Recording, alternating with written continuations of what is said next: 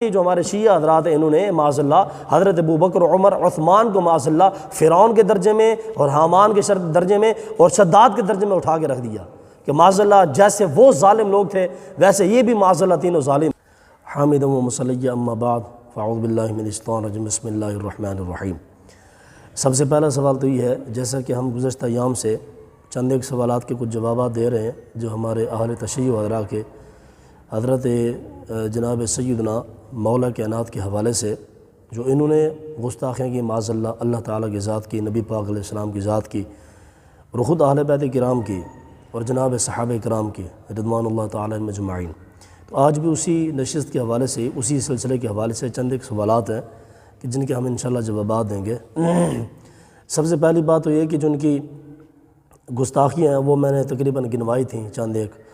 تو آج بھی اسی حوالے سے یہ ویڈیو بنانے کا مقصد ہے تاکہ یہ لوگوں کے سامنے یہ بات کھل کے سامنے آئے کہ اصل میں ان کے معاملات کیا ہیں، ان کے عقائد کیا ہیں، ان کے نظریات کیا ہیں. تو آج ویڈیو بنانے کا مقصد بھی یہی ہے تقریباً. تو سب سے اول بات یہ کہ انہوں نے جو معاذ اللہ حضرت امہات المؤمنین کے حوالے سے جو انہوں نے گستاخیاں کی ہیں ازواج مطہرات کے حوالے سے، ان کی سب سے پہلی بات یہ ہے کہ انہوں نے پھر حضرت امام جعفر صادق کی طرف اس بات کو قول کو منسوب کیا کہ معاذ اللہ کہ حضرت امام جعفر صادق نے فرمایا کہ ہر فرض نماز کے بعد جو ہے وہ حضرت امیر معاویہ پر سیدہ عائشہ پر معاذ اللہ انہوں نے لعنت کو ثواب سمجھا ہے کہ ہر نماز کے بعد، ہر فرض نماز کے بعد حضرت اماں عائشہ پر اور حضرت امیر معاویہ پر اور تینوں خلفاء پر معاذ اللہ لعنت کرنا ان کا جزو ایمان ہے. یہ اصول فروع کافی کے حوالے سے ہے، کتاب الصلاۃ باب التعقیب، فروع کافی کتاب الصلاۃ باب التعقیب کے حوالے سے انہوں نے یہ قول حضرت امام جعفر صادق کی طرف منسوب کیا ہے. حالانکہ اس سے آگے یہ خود لکھتے ہیں، شیخ صدوق بھی لکھتا ہے اور کشف الغمہ کے حوالے سے انہوں نے لکھا اپنی کتابوں میں کہ حضرت سیدہ عائشہ کے حوالے سے جو بندہ گستاخی کرتا ہے اس بندے کی توبہ بھی قبول نہیں ہوتی ہے. یعنی یہ خود لکھ رہے ہیں کہ سیدہ عائشہ کے حوالے سے جو بندہ گستاخی کرے اس کی توبہ قبول نہیں ہے. کشف الغمہ نے بھی اور یہ ساتھ میں شیخ صدوق نے بھی، ان دونوں نے لکھا خصال شیخ صدوق نے کہ ان کی توبہ قبول نہیں ہے. لیکن بصورت دیگر یہ پھر اب اسی اپنی کتابوں میں لکھ رہے ہیں کہ معاذ اللہ ہر فرض نماز کے بعد امام جعفر صادق نے فرمایا ان کو گالیں نکالنا چاہیے وغیرہ. تو آپ ذرا اندازہ کریں کہ جس فرقے کی بنیاد ایمان کی یہ ہو کہ معاذ اللہ اماں عائشہ کو گالی نکالی جائے، حضرت امیر معاویہ کے حوالے سے لعن طعن کیا جائے وغیرہ یہ سارے معاملات. تو اصل میں بات یہ ہے کہ قرآن مجید کا عدل فیصلہ ہے، وازواجہ امہاتہم. اللہ تعالیٰ نے فرمایا کہ یہ جو نبی کی بیویاں ہیں یہ امت کی مائیں ہیں. اب ویسے عام طور کے اوپر تو یہ دیکھا جاتا ہے کہ جو بندہ اپنی ماں کے حوالے سے اس کی جا کے معاذ اللہ بے عزتی کرتا ہے، عزت نہیں کرتا اور اپنی ماں کو ڈانٹتا ہے تو ہمارے ہاں تو اس کو حرامی کہا جاتا ہے عام طور پر جو مسلمان کے جو معاملات ہیں. اب جو انسان خود نبی پاک علیہ السلام کی بیوی کو امہات المؤمنین کو معاذ اللہ ان کے اوپر لعن طعن کرے، اب اس کے حوالے سے پھر کیا کہا جا سکتا ہے یہ میں سامعین کے اوپر چھوڑتا ہوں. اس کے حوالے سے ان کی ایک اور بہت بڑی گستاخی ہے حق الیقین کے حوالے سے کہ صفحہ نمبر تقریباً 219 کے اوپر ہے، در بیان اثبات رجعت. یہ کہتے ہیں کہ معاذ اللہ جب حضرت امام قائم ظاہر ہوں گے، حضرت امام مہدی علیہ السلام تشریف لے کے آئیں گے تو پھر وہ آ کے سیدہ عائشہ کو معاذ اللہ زندہ کریں گے اور ان کو پھر حد جاری فرمائیں گے اور ان سے حضرت فاطمہ الزہرا کا بدلہ لیں گے معاذ اللہ. اب یہ ان کا عقیدہ ہے حق الیقین 219 کے اوپر در بیان اثبات رجعت، چونکہ یہ ان کا عقیدہ ہے کہ حضرت امام مہدی علیہ السلام جب ان کا ظہور ہوگا تو یہ وغیرہ وغیرہ سارے معاملات. اب حضرت اماں عائشہ کے حوالے سے جو ام المؤمنین ہیں، جو امت کی مائیں ہیں، یہ ان کے حوالے سے بکواسات کر رہے ہیں معاذ اللہ کہ حضرت امام مہدی آئیں گے ان کو قائم ان کو زندہ کریں گے، ان کے اوپر حد لگائیں گے، یہ سارے معاملات. تو یہ ہے کہ اللہ تعالیٰ نے امہات کے بارے میں چونکہ ارشاد فرمایا کہ یا نساء النبی لستن کاحد من النساء، فرمایا کہ اے نبی کی بیویوں کائنات میں تمہاری جیسی عورت کوئی نہیں ہے. اب اللہ تعالیٰ جن کی تعریف بیان فرمایا، جن کی اللہ تعالیٰ بے نظیر کے دعوے خود اللہ تعالیٰ بیان فرمائے، دلائل اللہ تعالیٰ خود بیان فرمائے، اور یہ شیعہ ان کے بارے میں بکواس کریں کہ معاذ اللہ امام مہدی علیہ السلام آئیں گے، سیدہ عائشہ کو زندہ کریں گے اور پھر ان کو حد لگائیں گے، سیدہ فاطمہ کا انتقام لیں گے. تو یہ کتنی بڑی جسارت ہے اللہ تعالیٰ کی بارگاہ میں اور خود رسول پاک علیہ السلام کی بارگاہ میں. اس سے ہٹ کے آگے ان کی جو گستاخی ہے معاذ اللہ انہوں نے حق الیقین کے حوالے سے لکھا کہ معاذ اللہ حضرت جناب سیدنا ابو بکر صدیق، جناب عمر بن خطاب اور جناب عثمان غنی، یہ جو تینوں خلفاء ہیں معاذ اللہ، یہ شیعوں نے لکھا اپنی کتابوں میں حق الیقین ہی کے حوالے سے. انہوں نے کہا کہ یہ جو تینوں خلفاء معاذ اللہ یہ فرعون، حامان اور قارون کے منزلے میں معاذ اللہ،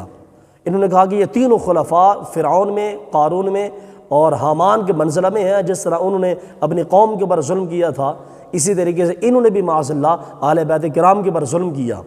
اور جیسے اللہ تعالیٰ نے جناب موسیٰ کو بھیجا تھا تو جناب موسیٰ نے آ کے پھر بنی اسرائیل کی امداد کی تھی، ان کو چھڑوا کے لے گئے تھے، تو ان کا بھی یہ عقیدہ ہے کہ اسی طریقے سے امام مہدی علیہ السلام آئیں گے اور آ کے اہل بیت کرام کو بچائیں گے اور معاذ اللہ اہل بیت کرام کا بدلہ لیں گے، یہ تینوں خلفاء سے اور صحابہ کرام سے، بالخصوص سیدہ عائشہ سے۔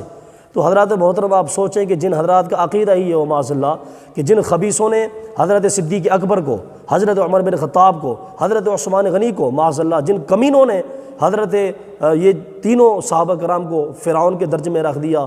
حامان کے درجے میں رکھ دیا اور شداد کے درجے میں رکھ دیا، تو اب ظاہر سی بات ہے کہ جو لوگ یہ بکواس کر رہے ہیں اب اہل سنت و جماعت ان کو پھولوں کے ہار تھوڑی ڈالیں گے۔